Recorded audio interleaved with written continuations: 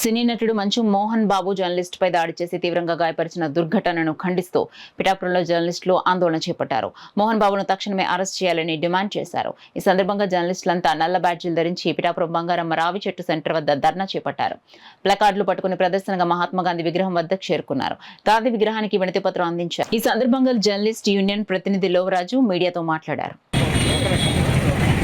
విధి నిర్వహణలో ఉన్న టీవీ9 జర్నలిస్టు రంజిత్ పై మోహన్ బాబు చేసిన దాడి అమానుషంగా ఈరోజు యావత్తు 3 రాష్ట్రాలు ఖండిస్తున్నాయి. అయితే ఈ యొక్క జర్నలిస్టులకు సంబంధించి ప్రత్యేక రక్షణ తెచ్చి వారికి రక్షణ కల్పించాలి.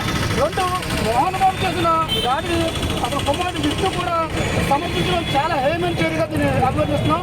కేవలం ఈ మోహన్ బాబు విద్యావేత్త, చాలా నేను ఉన్నత విలువలు కలిగిన వ్యక్తి అని చెప్పుకుంటున్న మోహన్ బాబు ఈ విధంగా టీవీ9 ప్రతినిధి అయిన రంజిత్ పై దాడి చేయడం చాలా అమానుష చర్య. నేను పిఠాపురం జర్నలిస్టులందరూ కూడా ముక్తగండంతో ఖండిస్తున్నాం. మోహన్ బాబుని